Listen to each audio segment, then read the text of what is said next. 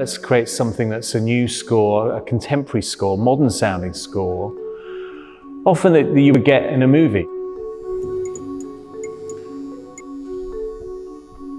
Yes, well, as with many of my collaborators, you know, Terry and I have worked together many times now over quite a few years. For me, that's really comforting because we do have a shorthand. When I spoke to Terry Davies about writing a score for the piece, I felt that I didn't really want to have a pastiche score. Matt had an early idea to use the English archive songs of the time, which is kind of really interesting notion, and there was a workshop. I'd written a bit of stuff by then, actually.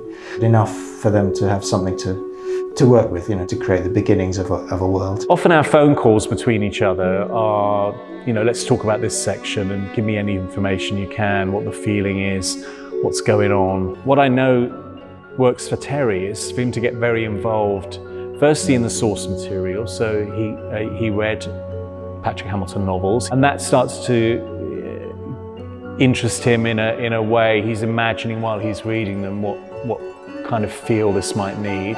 I wanted the world to be primarily accessible, but not superficial. It's quite a dark world, and I wanted to explore that. In a group of only 12 musicians, I've got a contrabassoon, and I have a female voice. I've got three percussionists, a piano and a harp, all percussive instruments. It's half the band. And those sounds I've tended to use at the lower end of things quite often, so things get kind of dark, but I have the potential to be brighter as well. And that dictates an awful lot just stylistically. Of course, there's another whole element that comes in of Paul Groothuis, the sound designer, who will work closely with Terry on some of the atmosphere that's needed within the score and how that helps to tell the story as well. Whenever I do a show, I'm driven by whatever music is provided. With this show, Terry gives me the music, and that's my inspiration.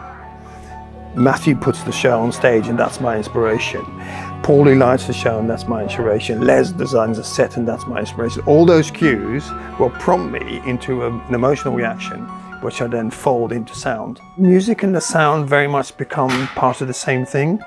It's very much the same language, although you use different sources, but the way that they integrate is very much connected. My view is that sound effects should never sit on top of music when there's no space.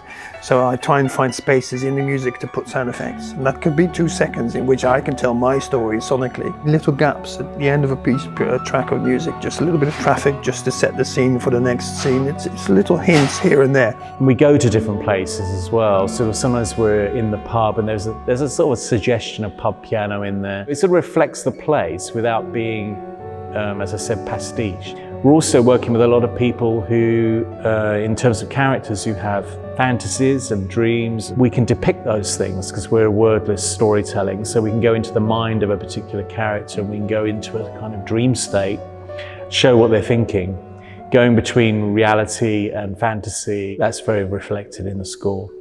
There's a character who has very black moods, let's say, and so I've used a sort of contrabassoon and double bass. That's very, in a small ensemble, that's quite unusual. So that's this close, confusing, hyper dark texture crawling around under the rest of the music that just describes and destabilizes him. That solitude comes out in my device, which is sound specific, in the way that certain sounds are used which very much evoke a sense of loneliness, I guess. And I tend to do that with a lot of reverb, sort of almost gothic kind of sound. A passing car, one person walking past, not an entire group of people. Just Big Ben in the background, just one dog in the background. All those little things that you hear when you're in a city and you're not having a good time. And it appears that lots of things are happening around you, but you're on your own. One of the characters gets very much interrupted in his world of dreams. And it's that kind of thing where he's clearly very lonely. He's sitting in his bedsit on his own.